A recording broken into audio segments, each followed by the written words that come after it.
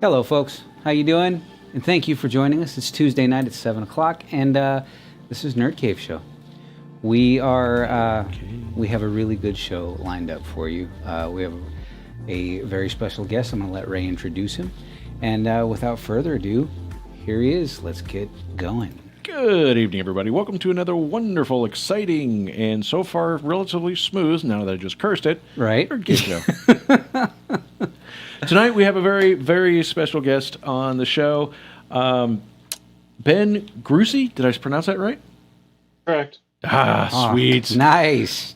Yay. First time. I'm getting good at these names. It's only taken, what, how many years now? 40-something? Yeah. Good evening, everybody. Oh, geez, I snagged my mic. Uh-oh. See, yeah, you're getting used to new equipment. Yeah, all right. We're trying to get all this new fancy gizmos and blinky lights working right, and it's kind of interesting that when it works, and then I go and pull on a cable and mess it all up. We're trying to be modern. So, following up on our Machinima discussion, if you guys remember the last show, we had the fine gentleman from the Ale Clan who worked on hardly working, apartment hunting, and then beyond that, they took Larry and Lenny on some campaign trails. They did some live TV, stuff like that. Tonight, we have Ben Grussi, who is kind of known as the Machinima Historian. Ben, how are you doing? I'm doing fine. How are you? Pretty good. Doing pretty good. Thank you for joining us, Ben. You're welcome. Thank you for the invitation. Can we go into? I want to ask the gaming historian. How did you get that title? Or no, sorry, Machinima Historian. There we go. You just jinx yourself again. Yeah. Basically, it was created. I created the job by myself. Actually, the job was just doing something while twiddling my thumbs, because I was actually way back in the beginning of 2000. I was going to join a machinima group that was converting from being a volunteer group to a full-fledged full production group like Strange Company, who Hugh Hancock was running along with the machinima.com site. But unfortunately, real life really messed things up for the person who was trying to do the transition. So while waiting for that to happen, I basically said, well, as they say with history, a lot of times you have to learn post-op, when people are dead, and it's a lot harder to piece it back together again. So I just took the knack of, well, if I write it down now, we don't have to worry about digging up dead people and trying to figure it out. It'll be written down while it's happening. So it'd be a lot more clearer if, this thing becomes popular, because at the time it was growing slowly, but I kind of had a feeling that it would accelerate. So it would be good to document everything that I could at that time. So were you just like taking notes the whole time, or? Yes. Oh, Nice. So me and Ben have been doing some discussions, and I have one question, because if you guys remember from the previous show, working with the one of the first question I asked him about was let's say on the it was the Machinima, the hardly working, and you mentioned you knew who the additional cast, because I had asked, if you guys remember, who's the lizard, and you said you know who all of them were. I know where most of them are. The dragon, you guys knew more about it than I did. The other characters, the ones in front of the dragon, are two cameos from Strange Company, Hugh Hancock's magnum opus of his Echiton series that he did in Quake 2, which is H.P. Lovecraft's universe of Cthulhu and the like. And the two characters, the one on the left is a character by the name of Markham, and the character on the right is actually his boss, but also the antagonist his name is Alan. So okay. Are you reading from notes, or do you just remember that?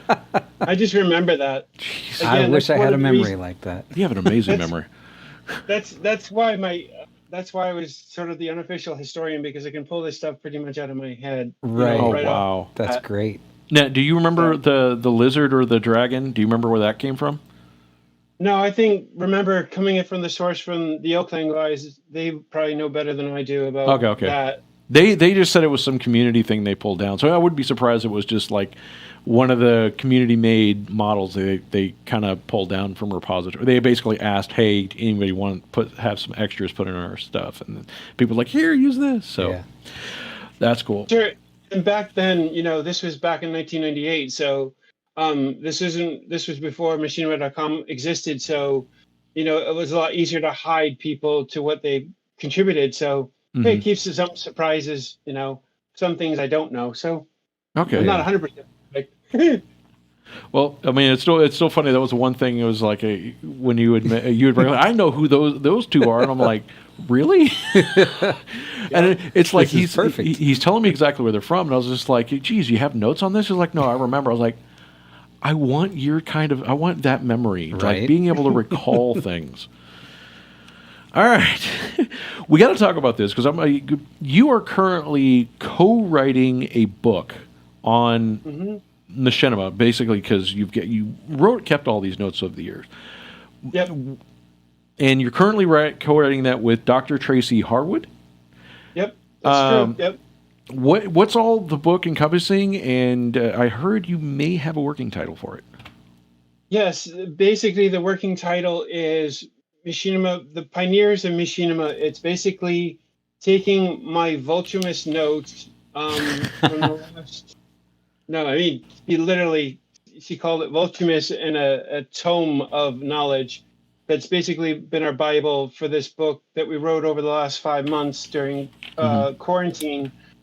And basically, it starts from the beginning. It basically takes all my notes from the beginning, and even before that, where the history of Machinima started, where you had the PC demo scene, and the demo scene that was really popular in Finland, where it first started, where basically people were doing homegrown programming of, the Amigas and PCs, and they were just showing off the new skills of using their programming techniques just to show off, and also have little, friendly competitions of how people could make the best graphic programming, or how sleek, or how, efficient their coding was. And it just turned into little promo videos of that sort. And then it just evolved to, it actually predated Doom and Quake, where it started with Disney's Stunt Island, which is definitely noted as one of the precursors of it, because you were able to control your character, or in this case, a plane, and have your footage that you're flying and you're crashing and stuff like that, and have it, shareable and reviewable, and make edits to it and stuff like that, and share it with your friends, and so on and so forth. And that had a community built on it as well. And so this was Disney's Stunt Island. This was the first, essentially, a game for Machinima? Yes, this was the first, I would say, noted. There might be others, but I would definitely say that we kind of lean on that one, because you're playing the character like they did in Diary Camper. You're playing as the character, and you're able to record the footage, and you can look at it from a third-person view of how you're controlling the character, and your actions, dictate what your outcome of your film is, because you're the one flying around, and your output is exactly the same thing. You're making a film based on how you're flying the plane, well or terribly. Okay. And it's kind of cool because we have the video up here, and you basically can kind of make your own little movies, and all this way predates like YouTube. So I hate the idea of thinking that there's a ton of like videos people did that were just lost to the great hard drives beyond. But yeah, there's probably quite a few of them like that, unfortunately. Yeah. Because I know this video was pulled off of YouTube, but it's kind of hard to find other ones. But also remember the films that people felt in their own self-confidence that this was never worthy for public consumption. I have a lot of my Machinima friends that have made movies, and they say this will never see the light of day because I don't think it's worth it, but I always think, well, it's good enough, but it's like, nope, I'm leaving it. You're the one that's watching it, but the rest of the people are never going to see it if I Yeah. have to say about it. So, Yeah, people kind of embarrassed and stuff like that, which is a mhm. shame because there's been a lot of like people over the years, people have done machinima that were just like first time runs that it's like, yeah, there's some people that made some really high quality ones, but there's been other ones. These guys, just some kids decided to do them. And they're like, we're just going to put it out there. And they didn't think they had much, but, the fan support behind it, once people saw it, they were like, this is absolutely amazing. So it's like, I think people are more inclined. I think back in the day, only thing, especially because there wasn't any YouTube and nobody can see people posting like really low quality ones. I think it's more along the lines of, back then, a lot of people, you only saw television, the high quality, the high production value stuff. So everybody judged their work off of that, which is, I think, is a shame because there's a lot of low quality, low budget that's really, really hilarious, really, really great that I think got lost in time because people it was either before the time of YouTube and before people knew there was communities out there that really enjoyed watching it, but also the fact that people are just kind of like, my stuff isn't comparable, to this high quality television show or movie that's out. So I'm not going to post it out there for people to see. And it's just like, and some people, it's just like, I made this for me and that's it. I think that's true, especially when you think in 1998 when the Oakland did their stuff, it's that unintended consequence when you have people that, and that's one of the things that makes Machinima so unique is the fact is it draws in everybody from the spectrum because, the Oakland were professional people in their day jobs, and you have people that have made Machinima from this, from 12-year-olds from a, school or a summer camp or stuff like that. So there's a lot of diversity to it. So luckily for us, the community, as it evolved underground, so to speak, until, MCOM, people were very good, at least constructive feedback to where they weren't trying to judge them based on, a popular film or whatnot. They were looking at it for what it was worth. And if they understood how it was constructed, they had a better appreciation of what they were doing in their outcome. It wasn't as critical. I don't think it has ever been, from my experience with the community, ever that critical, at least among ourselves, that we're saying, this is terrible. They weren't comparing it to anything. They were very forthcoming in their feedback, and they were very encouraging to allow people to grow. And that's why the community was able to thrive in the early days, is because you had a lot of people that knew that this was cutting edge in its way it was evolving, and that everyone was trying, at least in the best way they could, and the skills that they had, offer their, sound effect skills or their voice acting skills or their map making skills, et cetera, et cetera. That everyone was allowing people to grow in each different area of expertise that they needed to be, Well, it's also that I think being as this was a whenever you have something that starts off and there isn't any, like, we have expectations and you have to deliver, when it's about you doing something that seems fun, I think that's what also helps. That community, and the fact that you guys don't even care if it sucks as long as you're having fun and you're learning and you're doing something, especially when it comes to making machinima. And I think that's what really helps, especially when you find a community that's centric around that, about, hey, let's work on this and let's do this. So I think it's, a bunch of those guys. But like I said, when a lot of this stuff originally started, most people not everybody had dial-up internet or even had computers at home. So those that did have it were lucky and they were appreciative of what it is. But, or you got, a lot of these guys for the first time had computers at college, and, they were getting their little machinima highs that way. do them as side projects or stuff like that.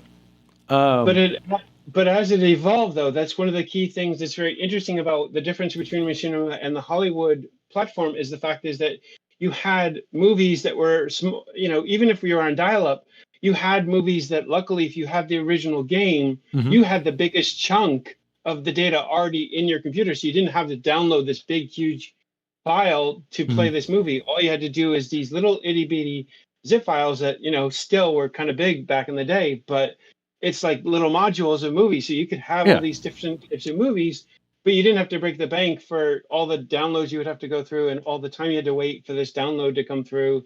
And then you had, a 2.5 hour movie to enjoy. It's not like, a Hollywood movie that, are several gigs long. Yeah. And you could make adjustments to it accordingly. That was one of the perks of it, is that it's in real time. It's not stuck in a video that you can't manipulate. It's like, here's running in the engine and you can tweak, the visual settings as it's playing. So exactly, you can go nuts with it. Yeah. And those guys, I don't think we explained to this what Machinima is, and it's a name that was kind of created. And basically, what it means is it is video that is game engine. It is a movie that is rendering in a game engine in real time. So it's not like where you have stuff doing 3D Studio Max or where you render it out and then you play the video afterwards. Essentially, whatever you have has to play in a game engine. You're watching it real time. Case in the point, and especially what you were talking about, like stuff was really small. The reason being is back in the day when we were on dial-up, you couldn't do movies. You spent a week if needed to do a movie, and nobody's parents were going to let them leave their phone going that long. But you can do what we called a demo file, and if you want to put up the apartment hunting, that was one of the first ones. Quake had a method, and what he's talking about is you can do the small chunk, where in apartment hunting, the only thing they really added was the audio files and a couple of textures. That was it. The bulk of the rest of the game all ran from your computer. The assets, all the character models, and a lot of the graphics were already there. They just added a few other things, and they edited the what we call a demo file. And the demo file isn't a movie per se. It's basically positional, and it's a data file. It just basically says every so often, these are the changes that happened. The character model was looking this direction, looking north, move these many steps every so often. Oh, at this point, in this point, an audio file plays. And at this point, they fired their gun. And being as it's just little bits of data, those demo files were tiny. We're talking... apartment hunting is an example. The demo file for it, I think, is only maybe a couple 100K. It's real tiny for, I think this was like a 10, 15-minute video. What took up the bulk of the space was, they added a couple of graphics, but they're real tiny, so they weren't that much. I think in all, rather than having a video, and like I said, this is 1920 by 1080 when I ran it, and that video as 1920 by 1080 was about 1 gig big. This file to download the extra assets and the graphics was about, I can't remember, it's like 6 to 12 megabytes. Drastic difference. You've got the full, and basically you're running it on the only difference is like a video file is a lot easier on a computer, whereas a demo file, your resolution and stuff will vary depending upon the performance of your computer, but it's still, rather than seeing a pixelated video, you're literally executing the video and running it on your computer, and it's just, depending on how big of a performance your computer is, that's what you're going to see.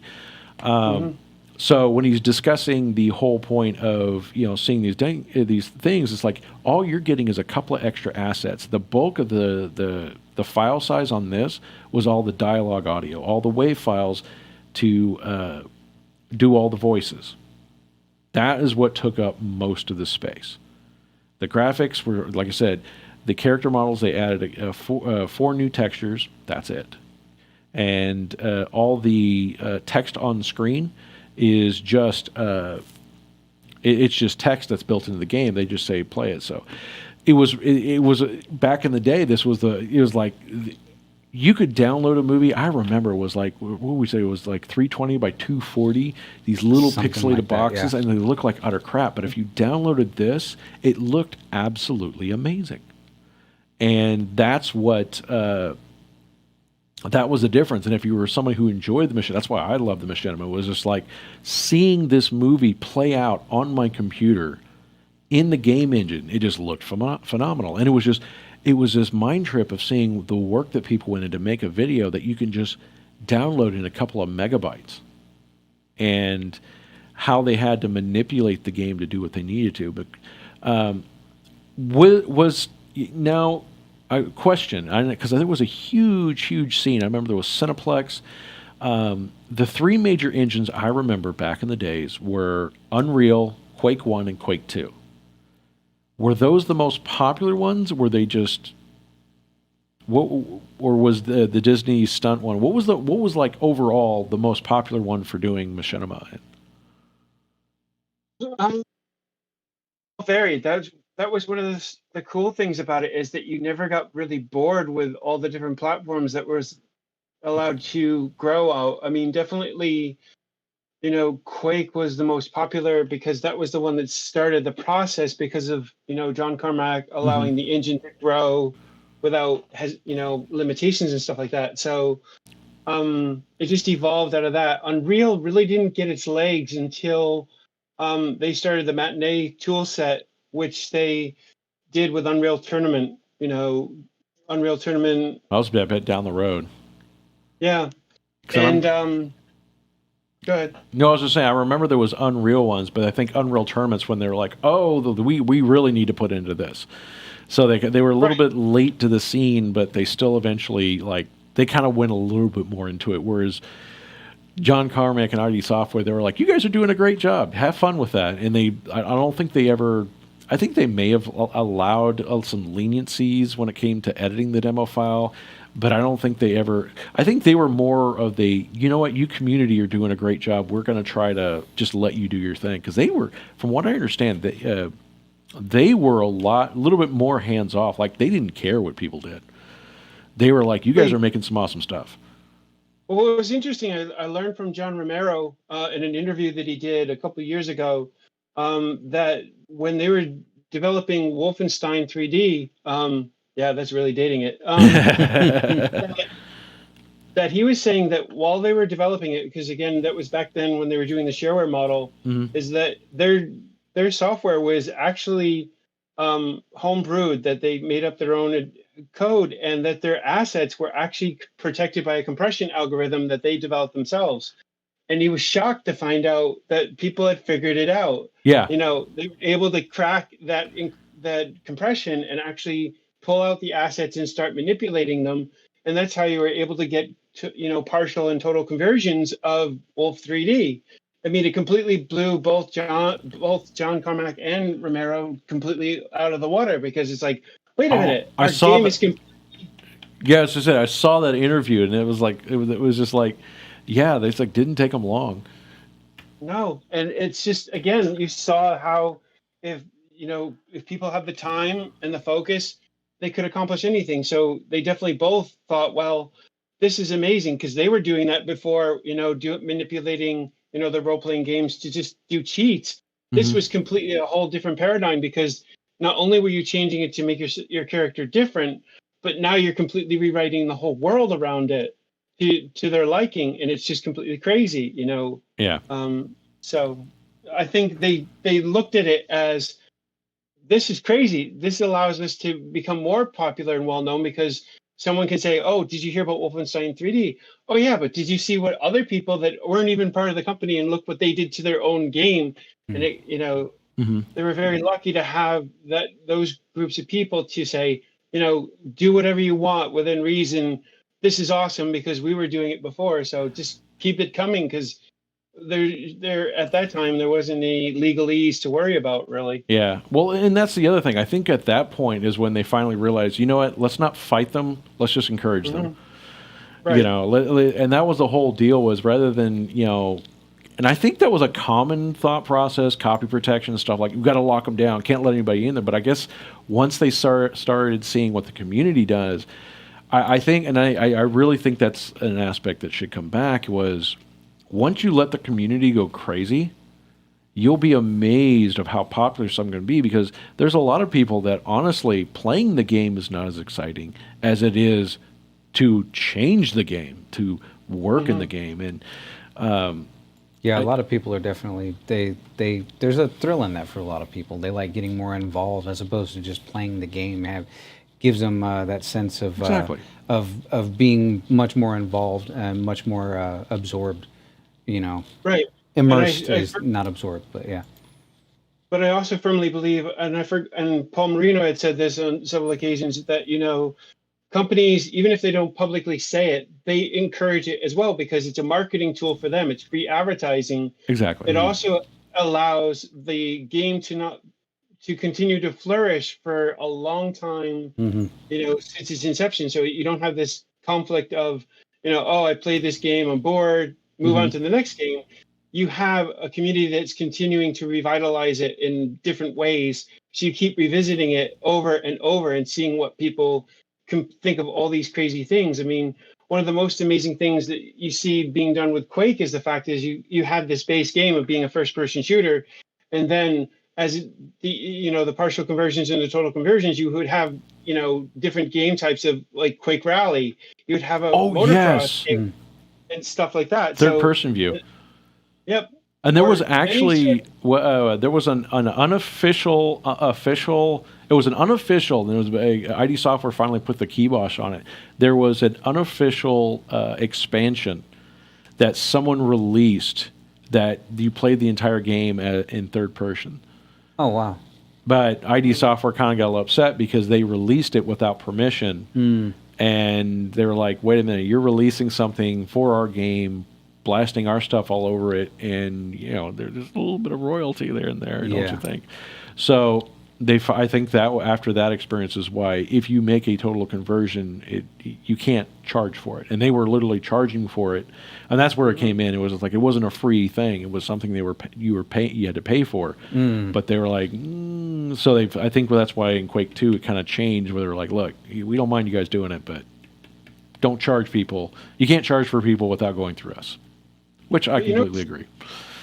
What's interesting is one of the most notable total conversions that actually there was a group that actually did it. It was called X-Men Quake. It was actually fully paid for. You paid for it. Yeah. I never played it, but I think that was it. Right to that. I downloaded that and I kind of played a few minutes. I played like a minute into it. I didn't get very far. I was like, this is interesting. This is really, really interesting. Another thing to tie into it is that the machinima element to it, especially in Quake 1, was the fact is you had, a homemade total compute, a map pack. Actually, I can't pronounce it. It's a German word, but Xeristor, and that was a really cool 9-level level pack, and it used in-game cinematics to tell this dark story. And it was, you couldn't control the camera or anything like that. It was all self-controlled, but it was one of those things that really enhanced stuff like that. It allowed you to tell a story within the game, the same way. But in this particular case, you can't control anything. You're kind of forced with the camera to do its own angling and stuff. It was really well done to tell a story. It's kind of like what the now I want to see this. Quake Done Quick team did. They do all their quick runs. They also did. They're still heavily active too. And they did with Scrooge Done Quick. They did a really good cinematic version of their run where you had a voiceover and this story about this runner that the big baddie was going to cause the whole world to end. So he's like, you got to do this and this. It's really well done. So there's again that diversity of what you can do with the technique. That allows things to just go completely bonkers, and and again, if you don't know the rules, how do you know you're breaking them? So that's kind of how we approached it. Was, what rules? Nobody set any rules yet, so we can do whatever the heck we want. So Exactly. Well, I mean, and that's how they get to the point of you can do this, because that's one thing is like when it came to the community. I'm pretty from everything I've ever read and everything I ever saw and talking with people. ID Software was like, if you can do the wildest of things, and they were like, that's cool. I think the only time I've heard them, and maybe you can say the only time they ever really stepped in is when people were charging for their work, and it was just like, no, you can't do that. But beyond that, they were just like, dude, they pretty much were just happy to see what the community does to it, and going back to what you were talking about leaving it open enough where the community, you build the community behind it, and anybody wants to know what that means. Look at Quake and Quake 2. There is still a huge, absolute huge community, and if you want to know, like, I'm even one of those people that still run a Quake 2 dedicated server. But there are still people making maps for it. There are still people playing it. There's multiple source ports out for it. Yamagi Quake, RQQ2, which I'm not sure when the last time that was updated, but that one's somebody was writing that one to include anti-cheat in it, which is actually the server side source port that I'm running on my server. But there's multiple source ports. There is, like, Quake 1 has dark places where they have the volumetric lighting, and there's so many new tech that they've added into these old games that make them look absolutely beautiful. And ID Software just like, dude, that's cool. That's really awesome. If you want to know, it's like I've literally been going back and start pulling up these tools. There is somebody who is still writing a map editor, and it's very similar to basically like AutoCAD and more like AutoCAD. But his last update was earlier this year. Like, the community is alive and well. You allow the community to have fun with. There's another game engine out, a game that just recently come out, and they're like, they basically are dropping the map editors and stuff. I'm like, I have a feeling that game is going to do well, because game companies can make some amazing things, but the community will always make it better. Right. And that's one of my things about ID Software as of late is they still make beautiful engines. They're still doing beautiful work, but they've kind of gotten away from. They've become Bethesda's been in charge, and they've kind of moved away from their community, and that's why a lot of their games I don't think are doing as well as they should be.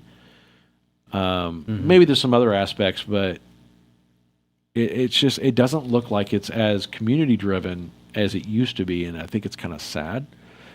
But that's also why, like, Quake 2 and Quake 1 are still big sellers on both Steam and everything else. And even though people can easily pirate the game, people are still willing to pay for it, even if it's just a little bit. I mean, it's still out there, and people are still playing it. There's a really, like, there's a lot of Quake 2 and Quake 1 servers out there.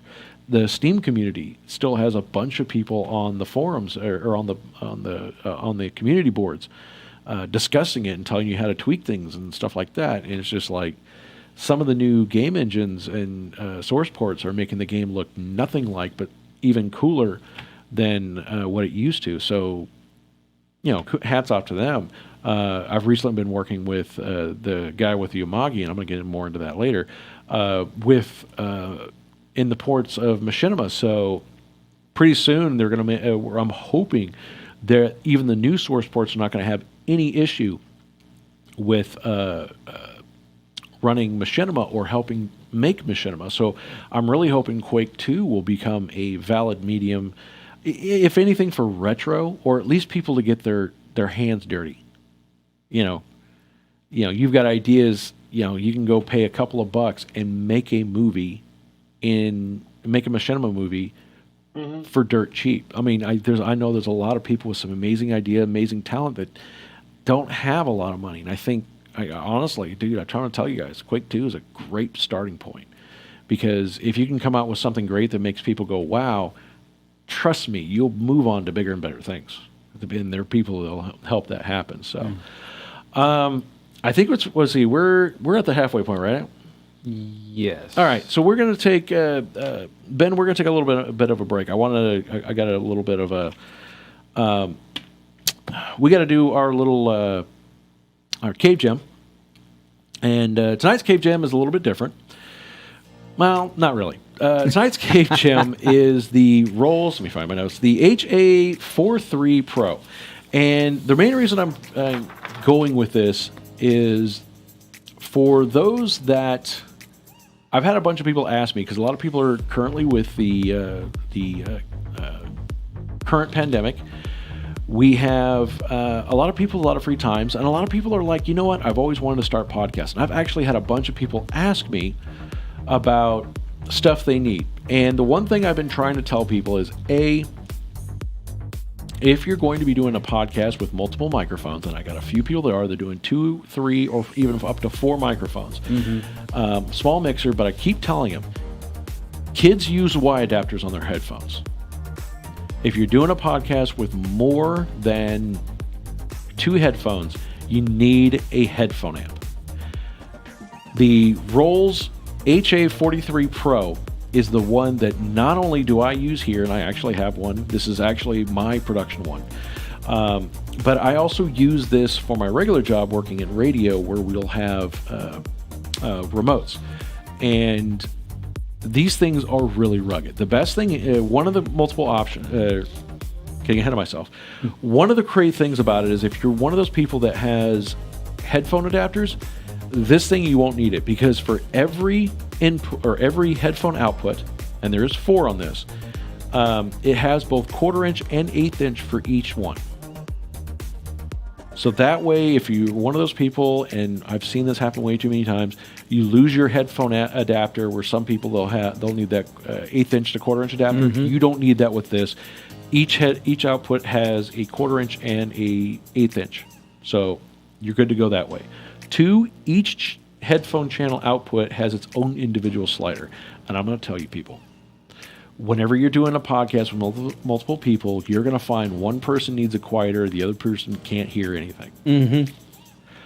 So, and I have done this way too many times to tell everybody else, look, you're going to find that you've got you yourself may need it really, really loud, and you're going to have to be talking with somebody who's got very sensitive ears and has to turn it down. And if you're using a Y splitter, you're going to have to find that balance, and you may have a hard time hearing, or they're going to be like, my ears are hurting. This will give you independent output, basically with a slider for each. So each person can have their own independent level. Inputs on this, one's a 1/4 inch tip ring sleeve.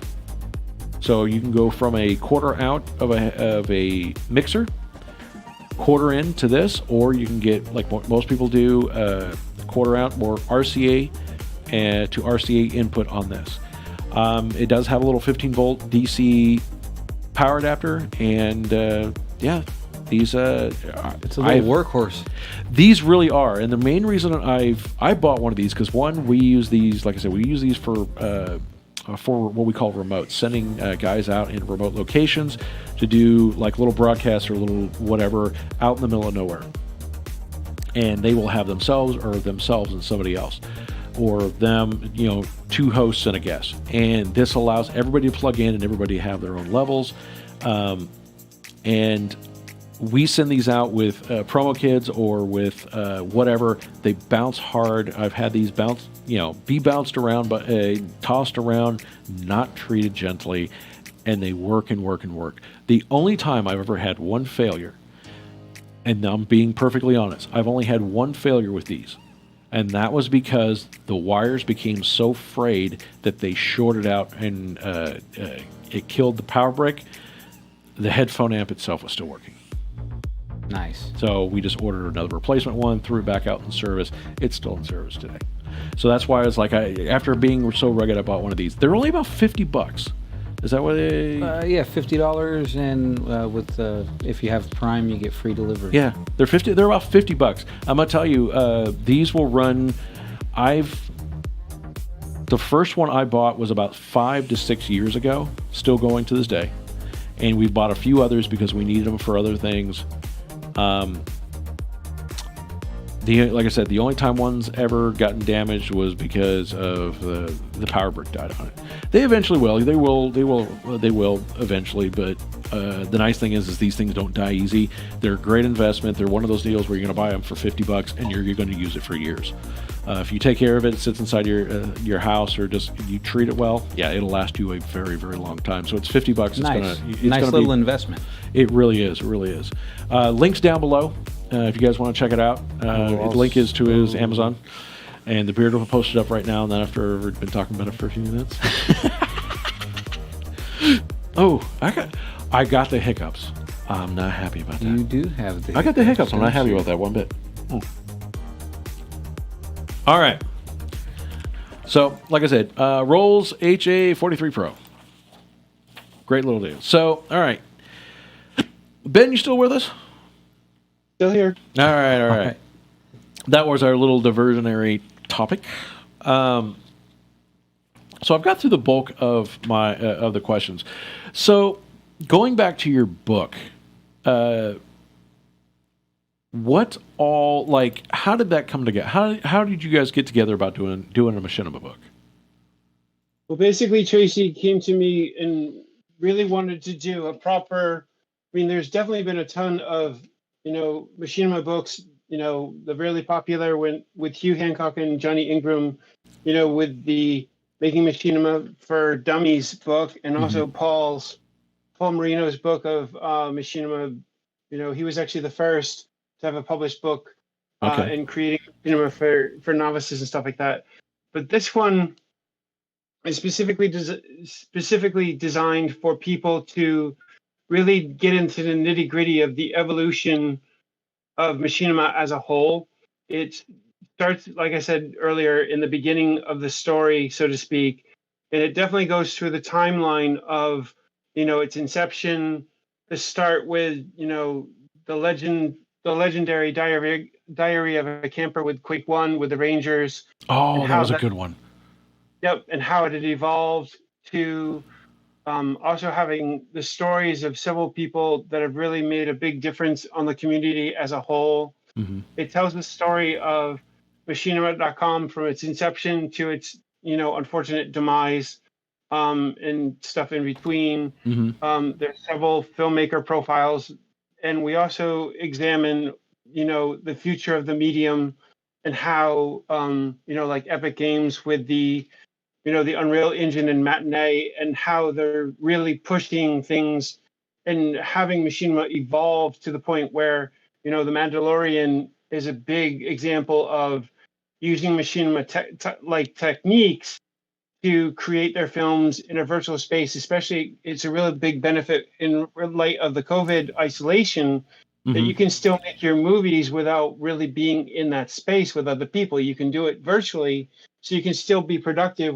while not putting people at risk, having physical contact. So even though it's not in the game space per se, the technique still lives on in its new form of, we kind of term it virtual production now instead of Machinima, because it makes better sense as a whole to say that it's a virtual production, because that's what you're doing. You're creating all your assets, like with NVIDIA's, Omni Machinima tool that they're the Omniverse Machinima.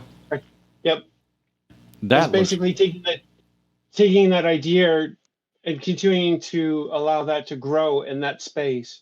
How much now do you know much about the Machinima or Omniverse Machinima? No, I know as much as everybody else does. Okay.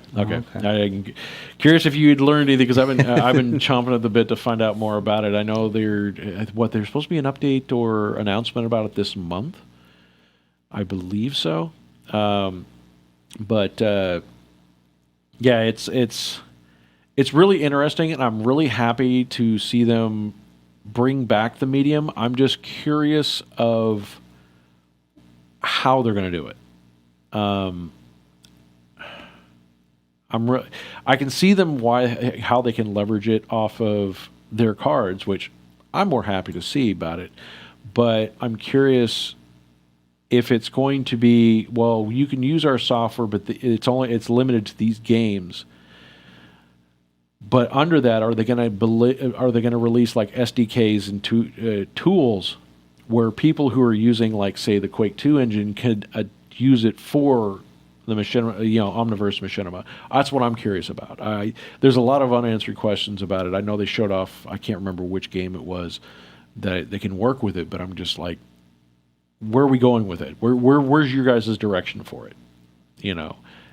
What's the community able to do with this? And so that's kind of where I'm at on that. Right, and I think it's going to be like its evolution, like they did with the movies, and also, I'm blanking on the other one, but basically, we've been through this sequence before where you have a game, people create stuff for it, and how long does that last before it has an impact or there's a legal problem? Because that was always one of the biggest stumbling blocks for the community at large, was you had all these awesome potentials, but then as it evolved, lawyers started to get involved and people started to get, copyright. It started to get shackled. And what's really kind of disappointing, but it's, an unavoidable fact, is that one of the reasons why Machinima Inc., ripped out all those YouTube videos is they just didn't want to deal with all the legal spaghetti that they would have to legally get approval for every single video, for every engine, it was just too much. So they just basically wiped the slate clean because there was no way they're going to get it all legalized. And that upset a lot of people when they did that, because they didn't announce it. They just kind of all of a sudden one day the YouTube channel was blink. Yep. And the rumor is that the videos are still there. They're just hidden. They're no longer public. They basically went through and just took every video and moved them to private. That's the theory, because all the, or at least I watched a video and see, when did that happen? That happened like a year or two ago. November of last year. November. Okay, I remember it was So not almost too a long. year ago. Okay. Yeah.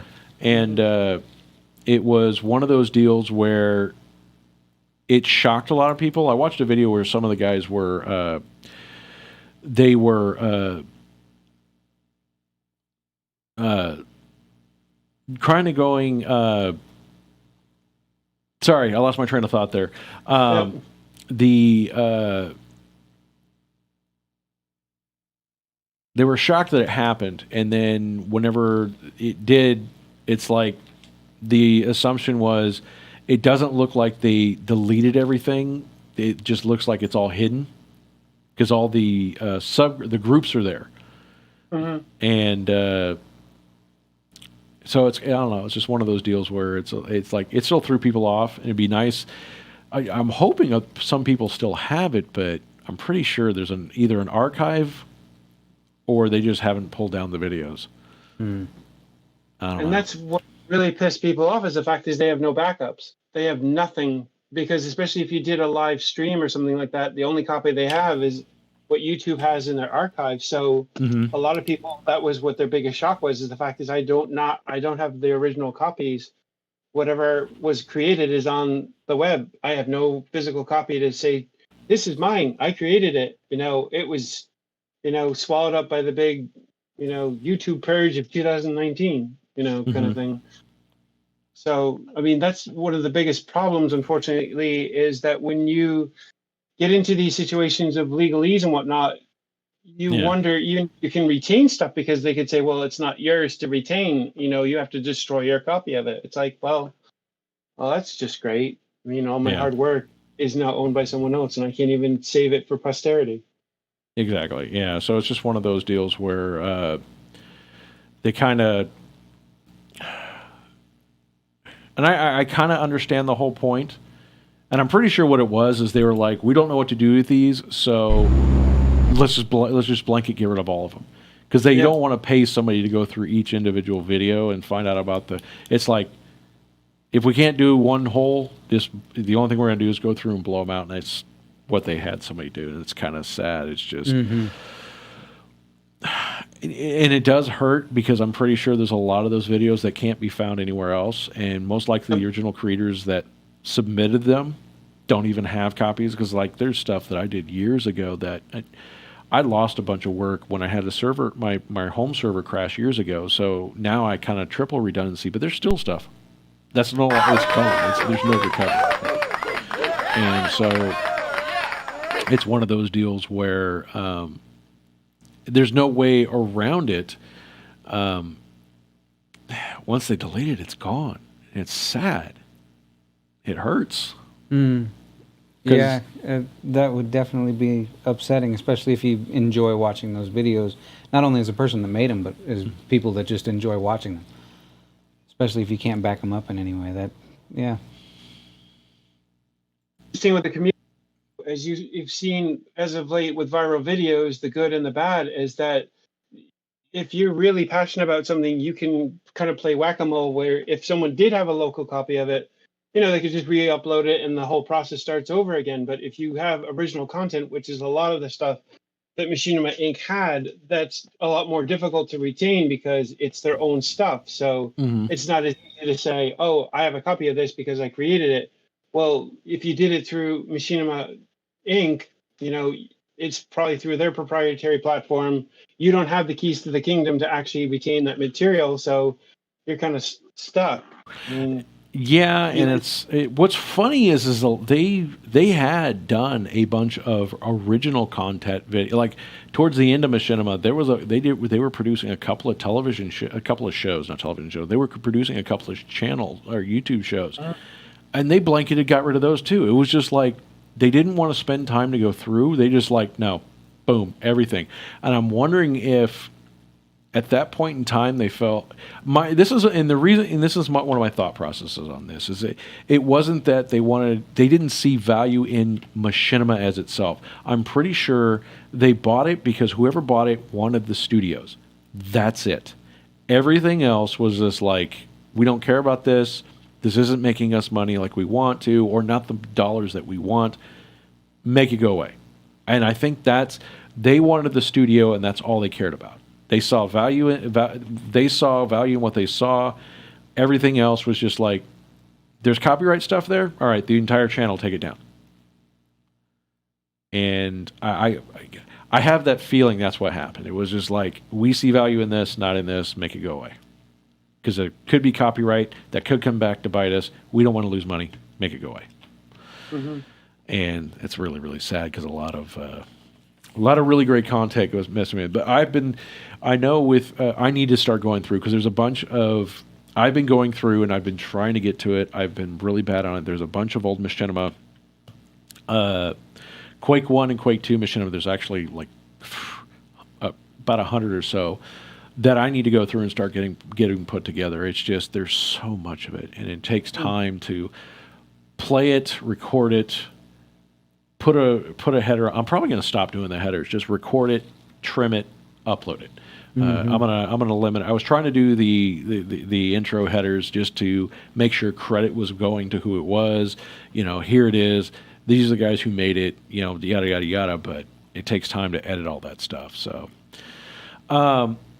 so you kind of answered one of my last question, which was, where do you think? But maybe you can kind of do you. I know with NVIDIA, do you see Machinima kind of making a comeback? I would hope so. Yes, I would think that NVIDIA is seeing some of the potential. I think, especially with what's been happening with Unreal really pushing, with the Mandalorian, with Matinee and stuff like that, that they really can tap into the Hollywood aspect of it again. And with all the flashy graphics, with what the RTX 3000 series is going to be doing, why not? I mean, like you and I, when we both first heard about it, our jaws were on the floor, because it's like, no one would have guessed that was just out of nowhere and say, oh, guess what? This nerd came back. It's been negative for the last couple of years. Wait, what? Yeah. Like the video of all people? Yeah. I mean, go ahead. I was just going to say, just a nod that they were the first sponsor of the first Machinima Film Festival in Texas in 2001, 2002. So it's kind of a full circle. It's like, well, is this another renaissance of, NVIDIA was there at the beginning. Is this a second time around? Yeah, and here's my thought. I am happy. I am grateful. I am thoroughly excited that NVIDIA is doing the Omniverse Machinima. I really, really am. The only thing, and this is just a little pet peeve of mine, them calling it a new medium. It is not new. What you're doing is new. I am all for it. I'm excited for it. I want to see it become. I want to see the community have fun with it, depending on what NVIDIA allows and not allows, and is it going to be licensing, and is it going to be crippled by that? Is the legalese going to come not, in? But Yeah. Well, and I'm pretty sure there's going to be, being as NVIDIA's involved, there may be it may be an idea that they're coming out with. I mean, look at some of the other stuff they've been pushing, and it's kind of falling. Look at Google's got tons and tons of money, but their whole gaming service is looks like currently starting to flop. Or at least it's just not as big as it was going to be, and companies started dropping like flies. I'm hoping that doesn't happen with Machinima Omniverse, Omniverse Machinima. But if it reinvigorates the community and the teams, like I said, anybody wants to get their hands wet and not worry about what they can or cannot do. Quake 2 is still out there. Unreal still out there. And here's the thing: is like currently, I'm hoping the mad genius, the epic god that has been working on the Yamagi Quake, is able to get the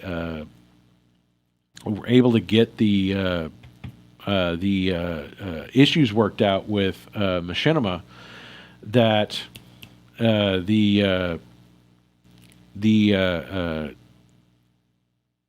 that way, when we play in the playback, it's all working like it did back in the days. So the whole point is I hope that we get to a point where everybody can work it, because like I said, Quake 2, you can pick it up for dirt cheap, and all the community-based stuff is completely free.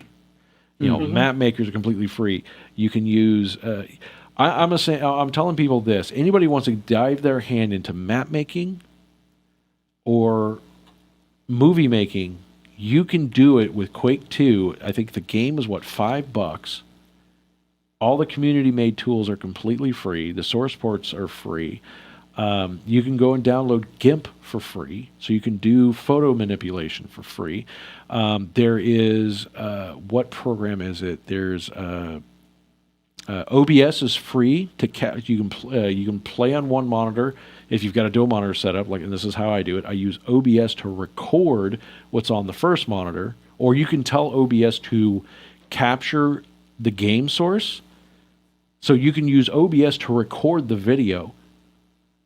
Then you can load that video into, there's a company, and I can't remember which one, who is that makes the Black Magic, but they have a free version of their video editing software. Like literally for $5 and your own time, you can be making Machinima. Plus a computer, but still, it's like, it's at least a starting point, and you can get your hands, you can get the creative going, and then you can eventually move up to other bigger and better things. But it's like, if you've got no money, Quake 2, Quake 1, Unreal Tournament.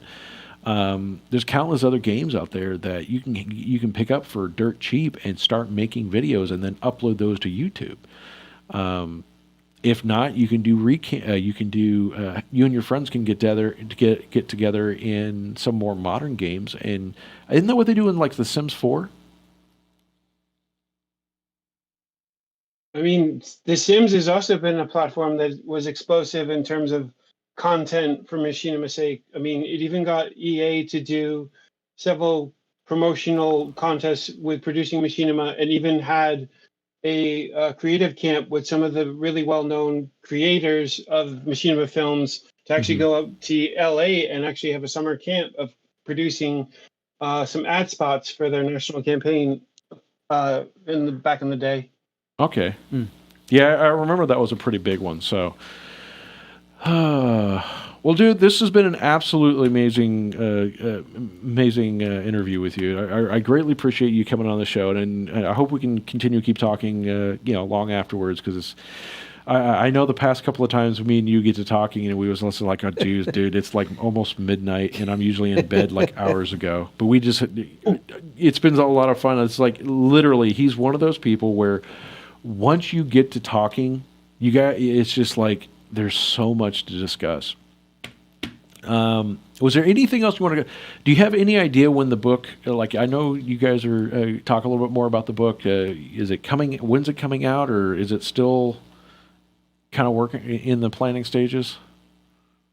I submitted the manuscript, so it's under review right now, and we still haven't done our edits yet, but I would say definitely next year, because it's only 3 months left in the year, so I would definitely say, without any time pressure, to say definitely look for it in the new year. Okay, and it's The Pioneers of Machinima, right? Yep. The current title. If we get an updating title, like I said, let me know when it comes out, and we'll definitely check it.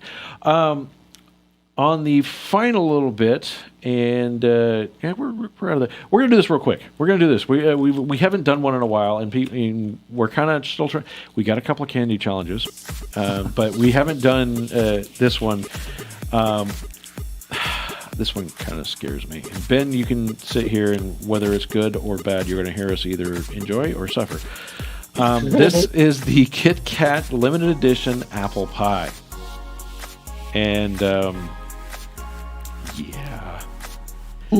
fact that it looks like it has white chocolate, and I really don't like white chocolate. Yeah, I didn't realize that actually at first, but because, hey, here we are. As we know, white chocolate is a lie. There is no white chocolate. Horrible lie. It really, really is. It definitely smells like apple pie-ish. Mm-hmm. That is an interesting apple-y smell. It's not quite the apple that apple pie smell I'm used to, but it's concerning. It's yeah.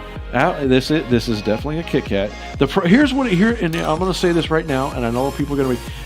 The downside to white chocolate, and especially this one, is white chocolate is also just ever so slightly translucent, so I can see there's stuff inside. That's yeah. Right. Yeah, it's a little disconcerting when Let's jump in. Yeah, it's like the ghost of chocolate. Right. It's the ghost of chocolate past. So we have. Okay. It definitely has that apple and cinnamon kind of. Not too bad. It's not bad. No, it's not too bad. The white chocolate is killing me. For those people that love white chocolate, you'll love this probably. Especially if you like apple pie. If you don't like apple pie, then give it a try, please. Not bad. Not too bad. We've had a lot worse, but yeah.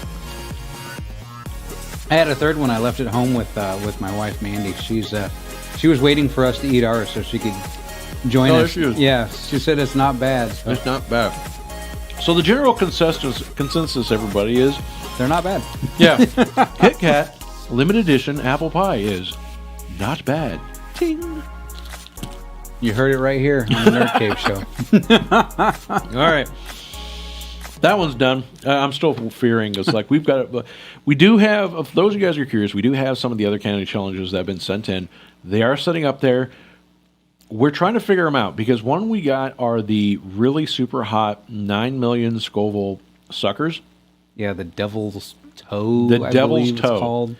We are still trying to figure out how we can do those and still do a show at the same time because it's going to be, I think we're going to have to do it like we did tonight because tonight was just like we just did at the end here, but it's going to be one of those where we may have to do it at the end of a show because if we're crying, we can cry and end the show, but we can't cry and start the show or cry in the middle of the show. There's a little bit of, tears kind of make it difficult to do interviews and news. So that's where we're going to be at with that. We're still trying to figure it out, but next week we're definitely planning out. We're still trying to figure out who our guest is going to be on for the show next week. Got a couple. We'll be narrowing that down here soon. Where are we at on time? Well, we're 6 over. 6 over? Not too bad. No, we're doing real good. Real good. Ben, I want to thank you so much for coming on. Yes, thank you, Ben. Yeah. It's been a pleasure hearing you guys talk. Yeah, I'm anxious to read this book. I really am, because there's so much. Like I said, I didn't get into machinima until I got my first computer in 2000, and because my dad was one of those that was scared. Like, no, you can't plug it into you can't plug the modem in, because even if the computer's packed power, not now, mind you, this was my dad's was original Packard Bell DX266. Okay, remember the old manual switch power supplies where power wasn't flowing until you pressed the button in. Okay, he swore to me that even if the computer is powered off, they can hack into it. And somebody was going to hack into his computer.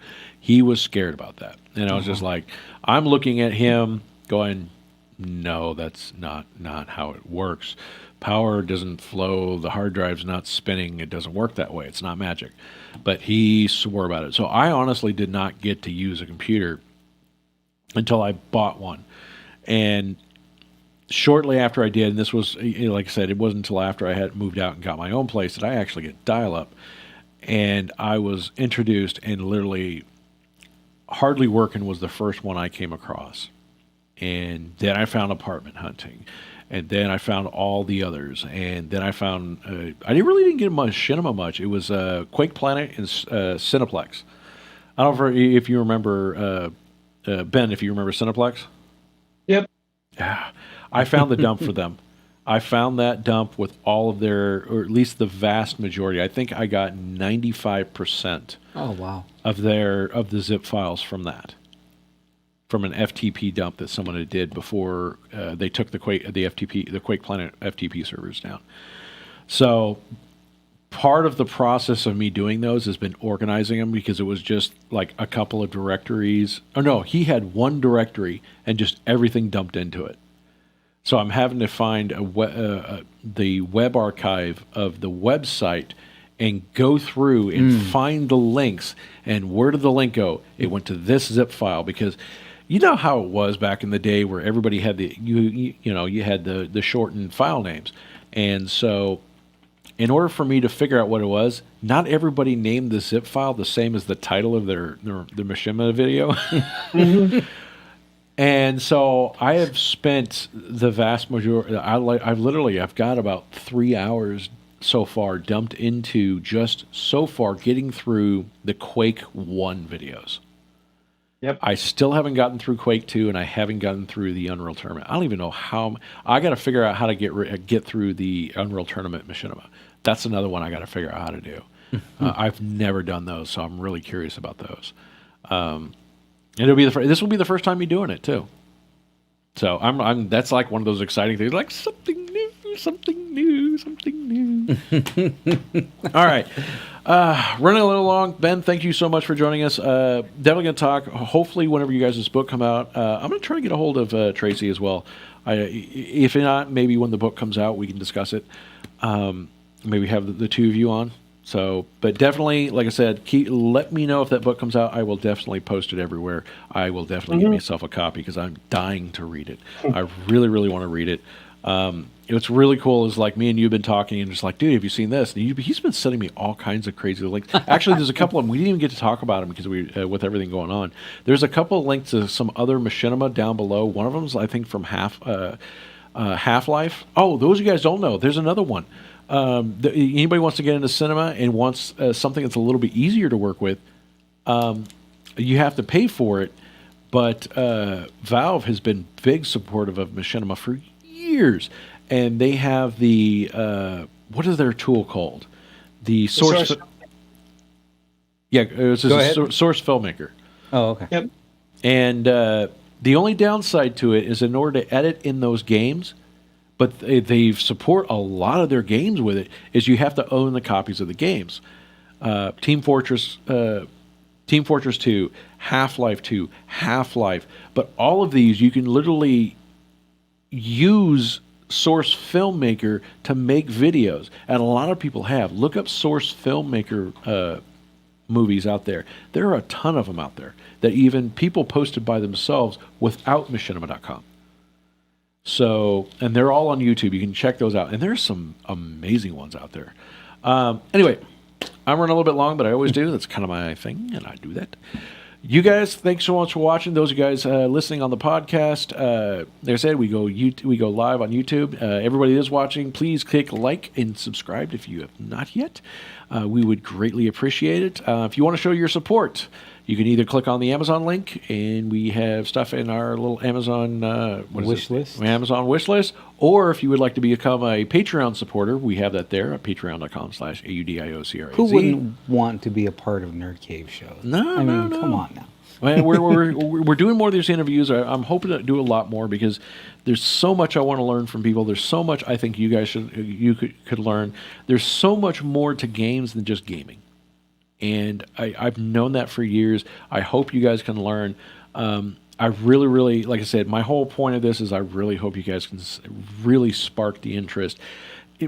For those of you guys who are curious, and this is my main thing, is gamings are not meant to be just played. Games are where you can, if you're somebody that loves photos, you can edit them into games. You can, if you like doing texture work, if you like doing artwork, if you have an idea for a map, if you have an idea for a movie, games are where you can do them. And I really want to see more people being more creative. The community is out there. Hunt for it, search for it, find your fams. That's all I'm saying. Find your fams, find your crew, find your people. Get creative. And that's the main thing I want to end today's show with. So thank you so much, you guys, for watching. Those of you guys listening on the podcast, thank you so much for listening. And we will see you guys next week. We love you. Take it easy. Bye, folks.